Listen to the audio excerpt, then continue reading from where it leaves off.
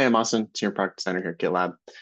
So for my UX Forum topic today, I want to talk about upstream thinking. I've left some bullet points with just some extra dots in the agenda, and that is an invitation to all of you to participate in a discussion. So I'm going to throw out some ideas, some areas that we can look at in the product, and then I'll bring it back to the discussion points to converse about what we can do about some things. So as I've been going through my own workflow lately, I've been thinking a lot more about upstream thinking and how upstream thinking plays in real life. My wife works in the emergency department, and she's often treating symptomatic patients that have these problems. And in her role, she needs to start thinking, what is the symptom up the stream that is causing this problem? Sure, she could treat the acute injury or the pain that they're feeling, but like you got to figure out like what's the root cause. And I feel like as designers at GitLab, we can often be confronted with a bunch of symptoms in the product of just getting solutions to fix pain points. But if we don't start thinking about what's the uproot or upstream problem that we could solve at like the root cause, then we're just going to always be stuck fixing those things. And so why it's important to me is I'm trying to help with adoption and setting around Duo, and we want to promote it. We want to help users adopt it. We want to help them configure it and onboard into it. And I want to avoid compounding the problems we already have in the product. So let's just take a fun run through of the product. A few things that I'm specifically picking on. Areas where everything tries to tell you like, it's important. My thing is important. It's more important than the other thing and how that kind of looks in the UI. So let's just say you got a new project, you got an ultimate trial, and in your self-hosted instance or self-managed instance, your administrators from a broadcast message. You're getting a broadcast message. You're getting an alert about auto DevOps. You're getting a promotion or telling you to try new things and get more out of your trial. Continuing on, maybe you have a new trial and you're on a group. You're going to see something slightly different. You've created your trial. Congrats. That's cool. Oh, also, you should invite team members. That'd also be good for you. You keep going. Maybe you now got to do a pro trial. All right. Hey, guess what? You're missing members here. You should do that. Oh, congrats. Also, you started your Duo Pro trial. I think you can start seeing a recurring theme here. We love to stack banners, alerts, popovers for the sake of helping the users onboard, promote our thing. But in this scenario, like which is more important, promoting Duo chat, promoting collaborating with teams? We haven't made that decision. So instead, our UI is fighting over those elements. Here's another case. A new user is getting access to Duo for the first time. They've started a project. You're being told your SSH key isn't there. You can't do anything with this repo. But hey, Duo chat's there. And congrats, you created a project. Like we're telling the user a lot of things. Yeah, new ultimate trial. You get kind of the same message sometimes. Hey, here's an alert to try more things. Oh, here's a promotion. Invite your colleagues. These are doing kind of the same things. And further, we got a billings page. Get more out of your trial. Hey, big words. Your trial's gonna expire. We also already tell you that in this other place. I think you can kind of catch my drift here. We are presenting a lot of alerts, a lot of popovers. And we often will forget about these things as people that work in GitLab because we've dismissed them each iteration, each milestone, time over time. But when you upgrade or you move into this from major version to major version, you might be getting all these things all at once. And we were starting to see that a little bit even with like the announcement around Duo. And so even when I'm thinking about like, oh, how do I help the user know that like they purchased Duo and they need to now take action and assign seats, like Tim was saying, the temptation is add an alert. But what do I have to do first? I have to look at, well, what's going to happen? Well, I'm going to add a third alert to a page that already has two, if not four, with another popover. I would really love for the first task of using GitLab not to be dismiss everything so that you can get back to work.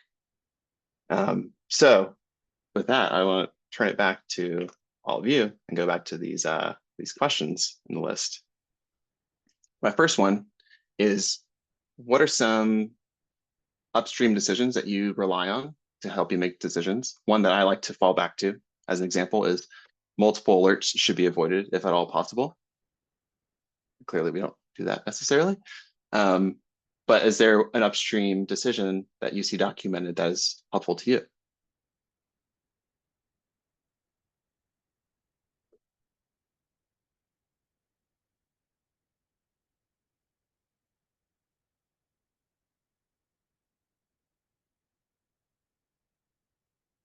thinking about it. We could also be thinking about how might we move decisions upstream. So if either of those fits your fancy, pop a question or answer a response in there. You talk about it. Katie, don't rely on modals. Embed content. Yeah, I can't remember exactly how it's worded, but it's like try to avoid using a modal when you could otherwise inform the user of what, it's like kind of very disruptive. So it should be used sparingly. Yeah, I think that one's like on like the modal component page in Pajamas, but yeah, I think there's a like when not to use or when to use. That's another good example. Yeah, we love modals.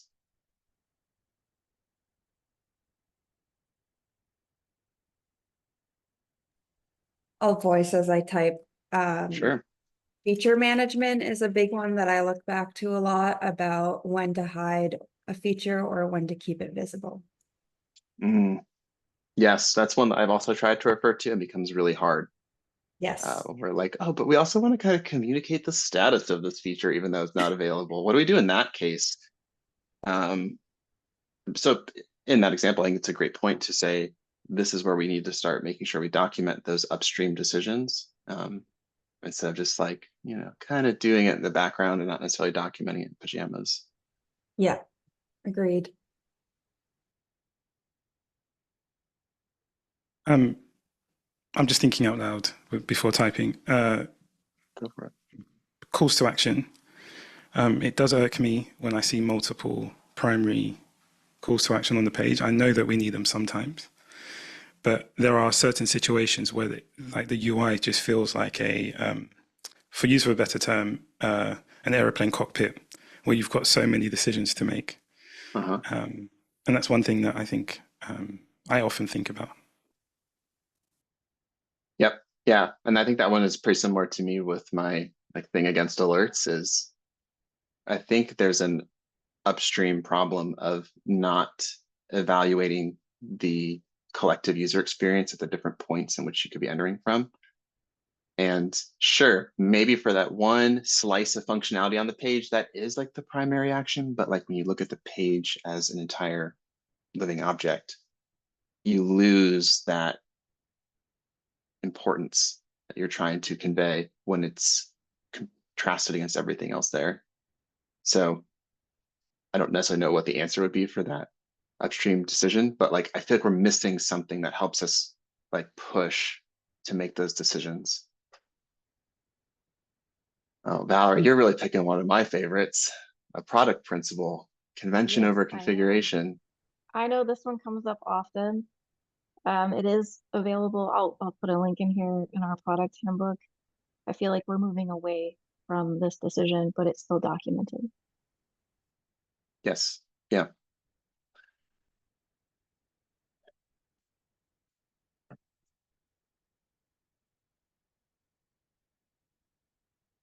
So yeah, even when we have some of these decisions made, I guess maybe goes to my next point is how do we move those decisions further upstream? So like what's even causing us to break our decisions that we have made? Like we clearly have multiple alerts appearing in the product or popovers competing for real estate. We clearly have multiple primary actions or adding complexity with configuration instead of using a simple convention. So is there a decision that we can move further upstream? Like how do we start treating that root cause? I'm gonna again speak before I type, but I think part of this, in my experience, has been because we start with really small changes, which may be because we're sacrificing something so that engineering efforts are whatever, smaller or whatever it happens to be. We start with a smaller thing, which might not be the ideal solution. I'm thinking about like an empty state where there is definitely multiple primary actions, but it was easier for us to just add a link than doing if statements for multiple cases. So I think with that said, as designers, we should be fighting for those ideal solutions and trying to I don't know, iterate our ways there rather than like doing the MVC and kind of forgetting about it, because I think that's what leads us into the cases that we're in today. Yeah. You know, I feel like the tension that I sometimes feel is something better than nothing? And if yes, then we do it. Or maybe what we should, maybe what the, maybe the more of the principle that we want to uphold from UX is, no, we'd rather do nothing and do the right thing when we're ready. So that might mean 2 milestones instead of 1, and not releasing the thing that's something just because there's nothing. Right. I'm gonna share a link to an example that came up in my group recently where, Awesome. yeah, that whole thing came up. Yeah, I know every designer and every tech writer and every UX researcher faces these decisions almost on a daily basis. So I'm sure if you start thinking about it, you'll start noticing, yeah, there's some upstream challenges, upstream decisions that are making it harder to know what to do when we get to that MVC, when we get to that merge request, when we get to that change proposal.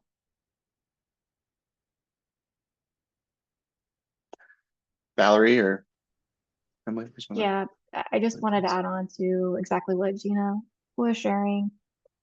Just to provide some examples, I think groups and projects is a good one. You know, there are a lot of things that need to be fixed there. We see the implications of that. We see it in our left navigation. We see it in access management. We see it in the plan space.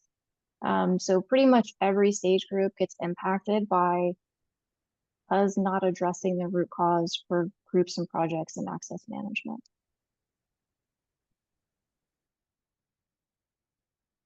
Totally fair. I'm Emily? still halfway in the middle of this thought, but I'll vocalize it anyway. I think for me, it's like, how can we share and communicate business impact of a longer term vision and some of these larger projects? It's often easier to see the impact of a small change from like a product perspective. So sometimes we default to that, where, you know, we say that like a small change, you know, we think not something is better than nothing, so we'll get it out there. But how can we communicate that thinking about a longer term vision and really thinking deeply about the jobs to be done or the job performers can actually have a bigger impact, bigger business impact, a bigger user impact? And how can we, I think, tell that story to, I think, get people more on side with going after those larger visions?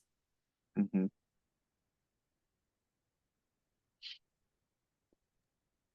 Yeah, it's always tough because inevitably I feel like I met with the crunch of, well, we promised we would ship this by this date to our sales team. So anything bigger would delay that launch, and we can't do that.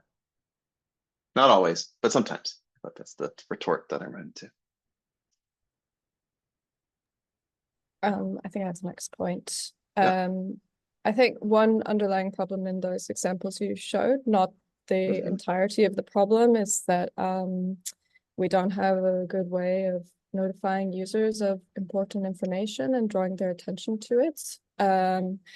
We as product designers are generally working in like very scoped areas, scoped features, but there are some foundational UX things in our product that I think would uplift everywhere, like settings, like notifications.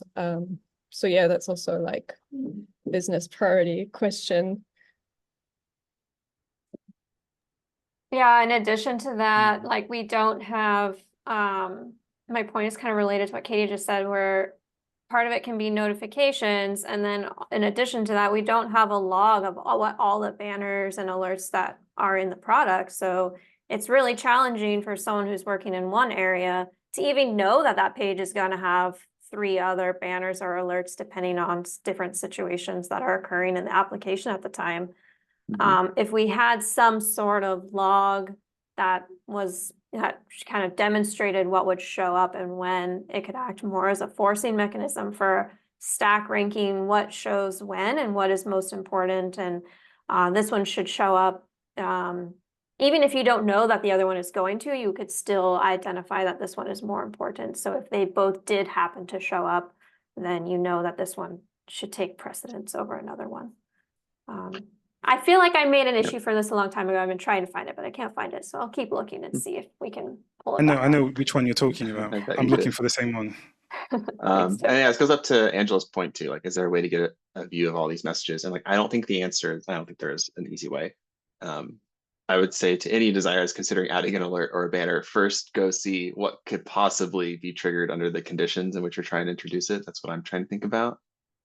But I would say I think a symptom of our alerts and banners in general is there isn't necessarily like a deprecation date for them or an end date for them, which has led to them existing for 5 years, 7 years, 3 years, 1 year.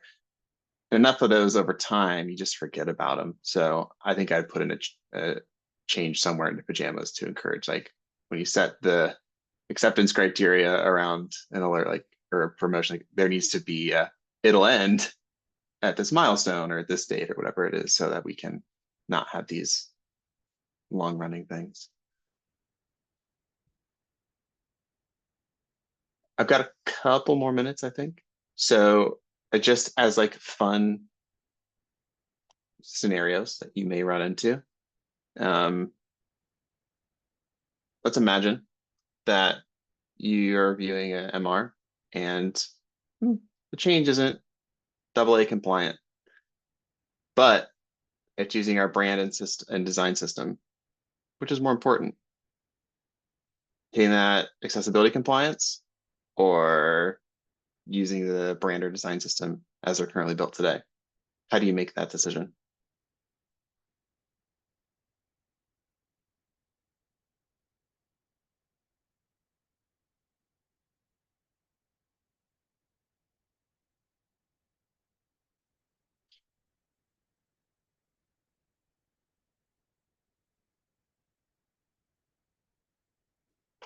I'm going to put you on the spot, Austin. Sorry. I'm really curious what your thoughts are, because this is a controversial. I think there is an underlying answer that's not documented. I think the underlying answer is, if it's in the design system, like if it's a part of GitLab UI and it has an accessibility gap, then the accessibility gap should be documented, but it's okay to use it as is. But if you're introducing something new that isn't in the design system, then compliance should be built into it, or compliance for accessibility should be built in from the start. So that would be my guess, but even I am guilty of breaking that.